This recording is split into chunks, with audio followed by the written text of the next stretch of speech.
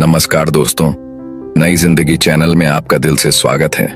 आज हम चर्चा करेंगे मनुष्य के जीवन में सबसे बड़ा धन क्या है। यह सवाल हर किसी के मन में कभी न कभी जरूर आता है। कुछ लोग दिन रात मेहनत करते हैं, फिर भी गरीबी उनका पीछा नहीं छोड़ती। वहीं कुछ लोग बिना ज्यादा मेहनत के आराम से जीते हैं। क्या आपने कभी सोचा है कि ऐसा क्यों होता है?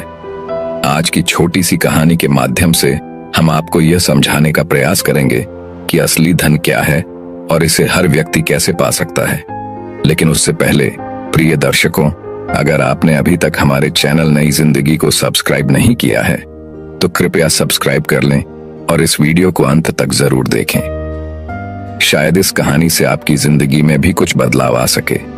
तो चलिए बिना देर किए कहानी शुरू करते हैं। मध्यकाल की बात है। एक नगर में धर्मनाथ नाम का एक व्यक्ति रहता था। वह नगर का एक साधारण सा किसान था और अपनी छोटी सी झोपड़ी में जीवन यापन करता था। उसकी झोपड़ी कच्ची दीवारों से बनी थी और छप्पर से ढकी हुई थी, जो हर साल बारिश में टपकने लगती। धर्मनाथ के 5 युवा बेटे थे, लेकिन उनमें से कोई भी काम नहीं करता था। वे दिन भर नगर की गलियों में समय बिताते। धर्मनाथ हर सुबह अपने खेतों में काम करने जाता और रात को थका हारा घर लौटता। वह किसी तरह भोजन बनाकर खा लेता। एक दिन जब वह अपने खेत से लौट रहा था, उसकी मुलाकात पड़ोस की बूढ़ी महिला, जिसे सभी दादी अम्मा कहकर पुकारते थे, वह धर्मनाथ के पास आकर बैठ गई। दादी अम्मा उसकी हालत देखकर चिंतित हो गईं। उन्होंने कहा, धर्मनाथ, तू दिन भर मेहनत करता है, पर तेरी जिंदगी में कोई बदलाव क्यों नहीं आता? तेरे बेटे जवान हैं, फिर भी सारा बोझ तुझ पर ही है। धर्मनाथ ने थकी हुई आवाज में जवाब दिया, दादी अम्मा, मैं क्या करूं? मेरे पास कोई साधन नहीं है। मैंने अपने बेटों को समझाने की बहुत कोशिश की, पर हमारी हालत ऐसी है कि कोई काम नहीं करता। यह सुनकर दादी अम्मा ने कहा, धर्मनाथ, तेरे पास 5 बेटे हैं, कम से कम किसी एक की शादी करवा दे। बहू के आने से घर में खुशियां लौट सकती हैं। धर्मनाथ ने भारी मन से कहा, दादी अम्मा, मेरे बड़े बेटे राहुल की शादी तो पहले ही हो चुकी है, लेकिन उसकी पत्नी सरिता बहू ससुराल में कभी नहीं आई, क्योंकि हमारे पास उसे लाने का कोई साधन नहीं था। दादी अम्मा ने गंभीर स्वर में पूछा, तूने उसे लाने की कोशिश क्यों नहीं की? धर्मनाथ ने सिर झुकाकर कहा, कैसे लाता अम्मा? मेरे पास न पैसे हैं, न कपड़े, न घर का कोई सामान। उसकी ससुराल वाले मेरी गरीबी का मजाक उड़ाते। दादी अम्मा ने कुछ देर तक सोचा और फिर अपनी लाठी को पकड़कर कहा, बेटा धर्मनाथ, चिंता मत कर, मैं तेरी मदद करूंगी। तू कल सुबह राहुल को मेरे पास भेज देना। मैं उसे कपड़े और थोड़ा सामान दूंगी। वह अपनी पत्नी सरिता को वापस लाकर इस घर को नया जीवन दे सकता है। धर्मनाथ की आंखों में थोड़ी आशा की किरण जागी। वह बोला, दादी अम्मा, तुम तो भगवान का रूप हो, लेकिन मेरी किस्मत को बदलना इतना आसान नहीं। क्या वह लड़की इस हालत में इस छोटे से घर में रह पाएगी? दादी अम्मा ने मुस्कुराते हुए कहा, बेटा, किस्मत मेहनत और समझदारी से बदलती है। तू राहुल को भेज दे, बाकी सब मैं संभाल लूंगी। बहू आएगी तो घर में खुशहाली जरूर लौटेगी। बस तू हिम्मत मत हार। धर्मनाथ ने सिर हिलाया और दादी अम्मा को प्रणाम करके अपने घर लौट गया। अगली सुबह धर्मनाथ ने राहुल को बुलाया और उसे सारी बात बताई। राहुल पहले तो संकोच में पड़ गया, लेकिन फिर राजी हो गया। वह अपनी पत्नी को लाने के लिए दादी अम्मा के पास गया। राहुल, जो हमेशा अपने घर की तंगी और संघर्ष को देखता था, आज कुछ अलग महसूस कर रहा था। उसने अपने पिता से सुना था कि दादी अम्मा उसे कपड़े और जरूरी सामान दे रही हैं, लेकिन राहुल के दिल में कई सवाल थे। उसने सोचा, क्या मेरी पत्नी इस गरीबी को सह पाएगी? क्या वह मुझसे नाराज तो नहीं होगी? फिर उसने गहरी सांस ली और खुद से कहा, अब मेरे पास कोई और रास्ता नहीं है। अगर मुझे अपने घर को संवारना है तो यह कदम उठाना ही पड़ेगा। राहुल ने जल्दी जल्दी तैयार होकर दादी अम्मा के घर की ओर कदम बढ़ाए। दादी अम्मा ने उसे बड़े स्नेह से देखा। उनके चेहरे पर संतोष और आत्मविश्वास झलक रहा था, जैसे उन्हें भरोसा था कि राहुल का परिवार एक दिन बेहतर होगा। उन्होंने राहुल को सुंदर कपड़े और कुछ जरूरी सामान देते हुए कहा, बेटा, ये सामान लेकर जाओ और अपनी पत्नी को ससुराल से लेकर आओ। अब समय आ गया है कि तुम्हारे घर में खुशियां लौटें। राहुल ने कपड़े पहने, सामान उठाया और ससुराल की ओर निकल पड़ा। रास्ते में वह सोचता रहा, क्या सरिता मेरी परिस्थितियों को समझ पाएगी? क्या वह मेरी गरीबी को समझकर मेरा साथ देगी? राहुल जब ससुराल पहुंचा तो सरिता बहू ने उसे देखकर मुस्कुराया। ससुराल वालों ने उसका स्वागत बहुत प्रेम भाव आदर्श से किया। हालांकि सरिता बहू ने यह देखकर थोड़ा अचरज किया कि उसके पति के साथ आए सामान में काफी कम चीजें थीं। उसने सोचा, क्या मेरे घर वाले यह सब देखकर मजाक उड़ाएंगे? लेकिन मायके वालों ने उसे समझाया और कहा, तुम घर वापस जा रही हो, ये सबसे बड़ी खुशी की बात है। सामान कम है पर हमारे रिश्तों की डोर बहुत मजबूत है। 2 दिन ससुराल में बिताने के बाद राहुल सरिता बहू को लेकर घर लौटा। दोनों ने नए जोश के साथ घर में कदम रखा। हालांकि सरिता बहू के मन में कई सवाल थे।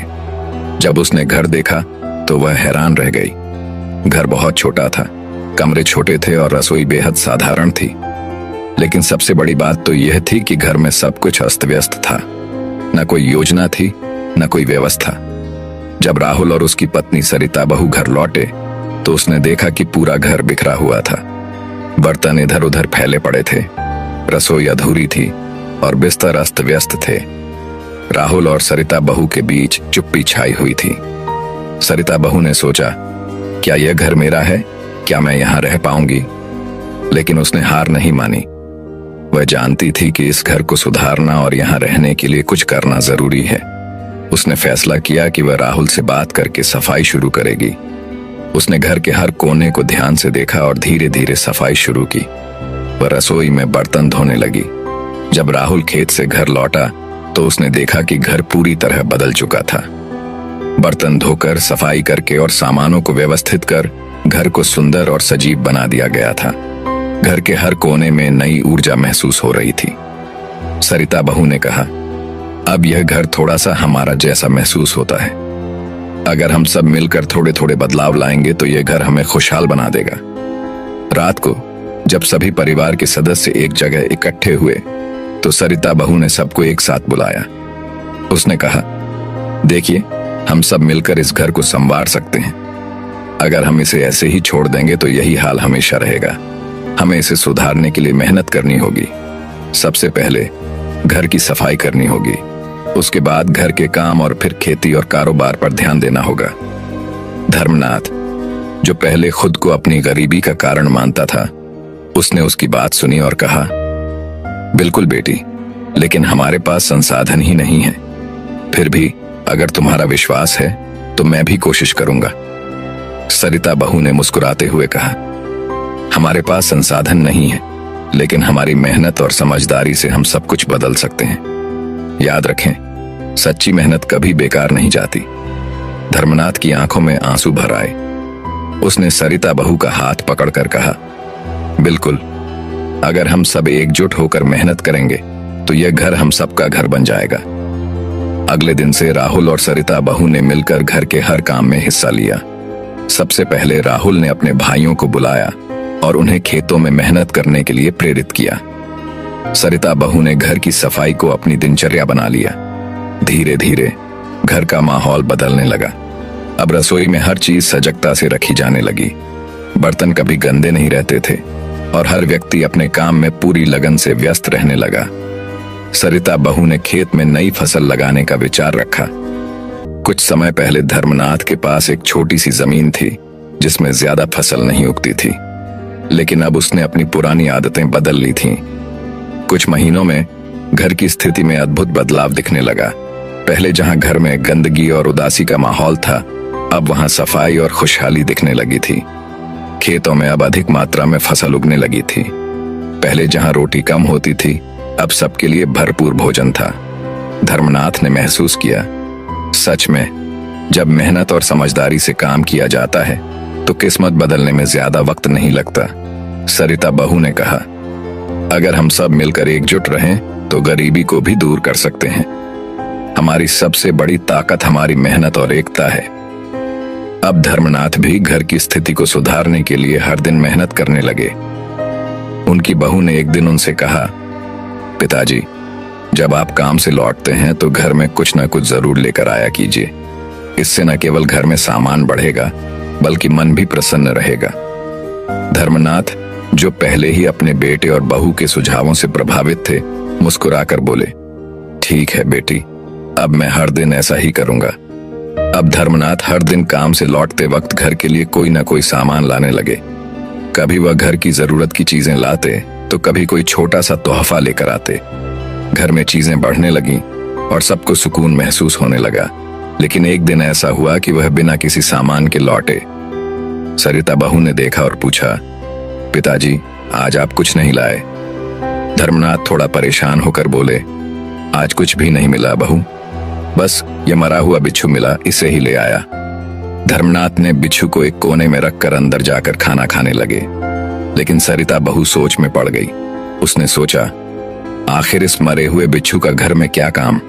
इस बीच आसमान में एक विशाल गिद्ध दिखाई दिया। उसकी तेज नजरें दूर दूर तक देख रही थीं। अचानक उसकी नजर उस झोपड़ी पर पड़ी जहां धर्मनाथ और उनका परिवार रहता था।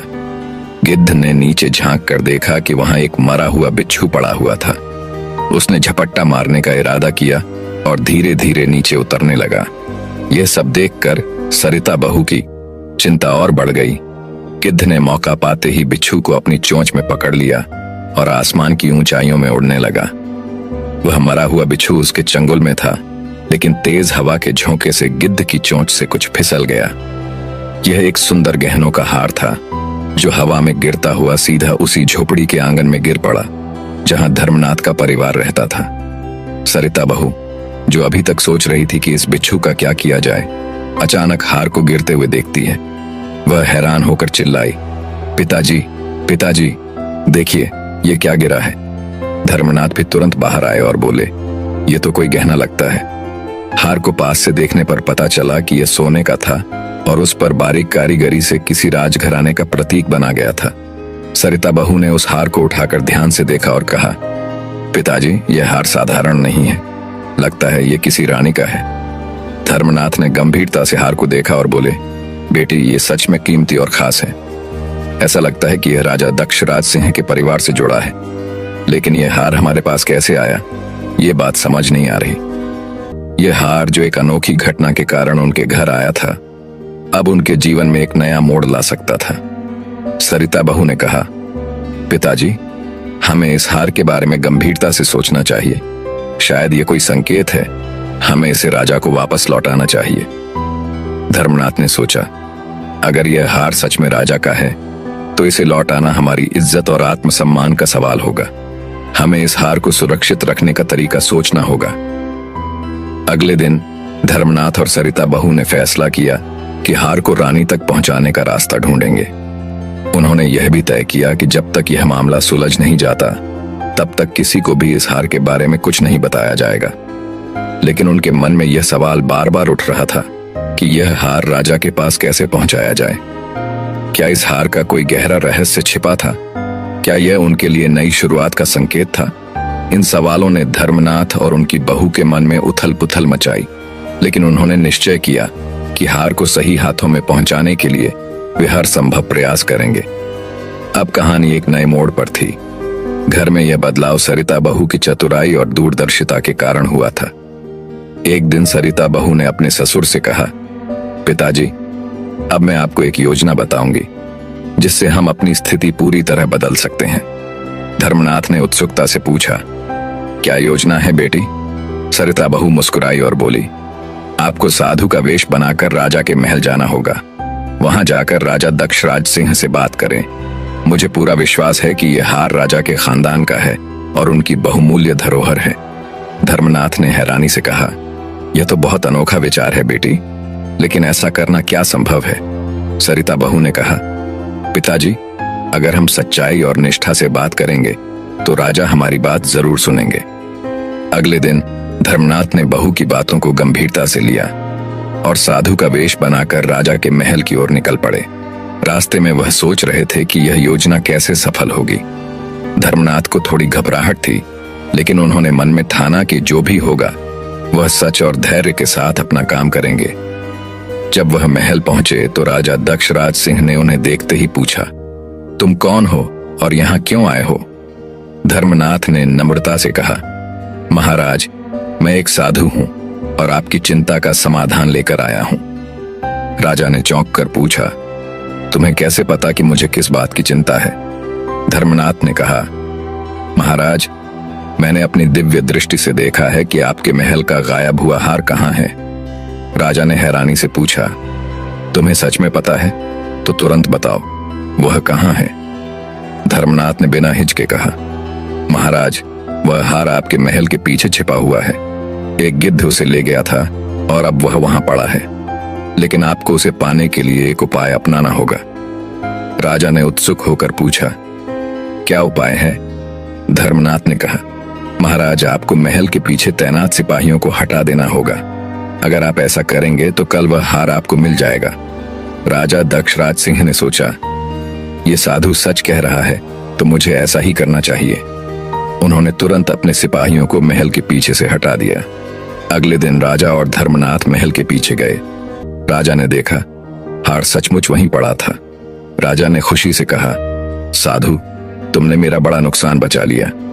अब जो भी तुम मुझसे मांगना चाहो मांग सकते हो। धर्मनाथ ने शांत भाव से कहा, महाराज, मुझे कुछ नहीं चाहिए, लेकिन मैं आपको एक सलाह देना चाहता हूं।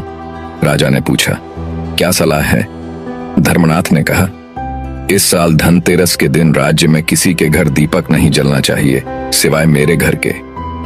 राजा ने चौंक कर कहा, यह तो एक विचित्र बात है। साधु, क्या तुम मजाक कर रहे हो? धर्मनाथ ने गंभीर स्वर में कहा, महाराज, ये बहुत जरूरी है। अगर आप यह वचन पूरा करेंगे तो राज्य में कोई बड़ा संकट नहीं आएगा। राजा ने थोड़ी देर सोचा और फिर कहा, ठीक है साधु, मैं तुम्हारी बात मानूंगा। राजा दक्षराज सिंह ने पूरे राज्य में घोषणा करवाई कि धनतेरस के दिन किसी के घर दीपक नहीं जलाए जाएंगे सिवाय धर्मनाथ के घर के। जब धनतेरस की रात आई तो पूरा राज्य अंधेरे में डूबा था। किसी भी घर में दीपक नहीं जल रहे थे। लक्ष्मी माँ, जो धन और समृद्धि की देवी मानी जाती हैं, राज्य की ओर देख रही थीं। जब उन्होंने देखा कि पूरे राज्य में घोर अंधेरा है तो वह वापस लौटने लगी। अचानक उनके वाहन उल्लू की नजर धर्मनाथ के घर पर पड़ी। वहां एक दीपक जल रहा था। उल्लू ने लक्ष्मी माँ से कहा, माँ देखिए, इस घर में प्रकाश है। लक्ष्मी माँ ने जब देखा कि पूरे राज्य में केवल धर्मनाथ के घर में दीपक जल रहा है तो वह वहीं ठहर गईं। उन्होंने धर्मनाथ के घर को आशीर्वाद दिया और समृद्धि से भर दिया। उस रात धर्मनाथ का घर, जो एक साधारण झोपड़ी था, एक भव्य महल में बदल गया। अगले दिन धर्मनाथ और उनका परिवार अवाक रह गए। उन्होंने देखा कि उनका घर पहले जैसा नहीं रहा। हर चीज चमचमाती और नई थी। धर्मनाथ ने सरिता बहू से कहा, बहू, ये सब तुम्हारी समझदारी का नतीजा है। तुमने सही दिशा में कार्य किया और अब हमारा भाग्य बदल गया है। सरिता बहू मुस्कुराई और बोली, पिताजी, अब आप राजा दक्षराज सिंह के पास जाइए। उन्हें सच बताइए कि मैंने यह सब सोच समझ कर किया था। धर्मनाथ ने सोचा, बहू सही कह रही है, मुझे राजा के पास जाकर अपनी बात रखनी चाहिए। जब धर्मनाथ राजा दक्षराज सिंह के पास पहुंचे और उन्हें सब कुछ बताया तो राजा प्रसन्न हो गए। उन्होंने धर्मनाथ को प्रशंसा करते हुए कहा, तुमने राज्य को संकट से बचाया। राजा ने धर्मनाथ को बहुत सारा धन और आशीर्वाद दिया। अब धर्मनाथ और उनका परिवार समृद्ध हो गया। उनका जीवन सुख समृद्धि से भर गया था। दोस्तों, चलिए अब जानते हैं ये कौन सी ऐसी 5 बातें हैं जो हर मनुष्य के जीवन में धन की कमी को दूर कर सकता है। पहला, हिम्मत और साहस। जो व्यक्ति धैर्य और साहस से काम करता है वह कभी भी असफल नहीं होता। धन केवल एक संसाधन है, लेकिन इसे सही तरीके से कमाने और खर्च करने की कला ही सबसे बड़ा धन है। जो व्यक्ति धैर्य और बुद्धि से काम करता है वह जीवन में कठिन परिस्थितियों का सामना करने में सफल होता है। दूसरा, बुद्धि और विवेक। बिना सोचे समझे काम करने से हानि होती है। बुद्धि और विवेक से किया गया कार्य सदा सफल होता है। तीसरा, प्रयास और समर्पण। जो व्यक्ति समय के साथ प्रयास नहीं करता वह सदा पीछे रह जाता है। चौथा, आत्मनिर्भरता। जो व्यक्ति दूसरों पर निर्भरता छोड़ता है और अपने कर्मों पर भरोसा करता है वह सफलता और समृद्धि की ओर बढ़ता है। पांचवा, स्त्री का सम्मान। घर और समाज की समृद्धि का आधार स्त्री होती है। जिस घर में स्त्रियों का मान सम्मान होता है वहां लक्ष्मी माता स्वतः निवास करती है, और जिस घर में स्त्री का सम्मान नहीं होता वहां लक्ष्मी कभी निवास नहीं करती। जीवन का सबसे बड़ा धन केवल धन संपत्ति नहीं, बल्कि अच्छे कर्म, सही सोच और आत्मनिर्भरता है। अगर हम इन गुणों को अपनाएं, तो हम न केवल अपने जीवन को समृद्ध कर सकते हैं, बल्कि समाज और राष्ट्र को भी। दोस्तों, आपको ये कहानी कैसी लगी और आप कहां से इस कहानी को सुन रहे हैं, कमेंट करके जरूर बताएं। अगर कहानी अच्छी लगी हो तो लाइक शेयर जरूर करें। प्रिय दर्शकों, आप सभी से निवेदन है कि अगर आपने अभी तक मेरे चैनल को सब्सक्राइब नहीं किया है तो नई जिंदगी चैनल को जरूर सब्सक्राइब कर लें। आप मिलते हैं एक और नई कहानी के साथ, तब तक के लिए धन्यवाद।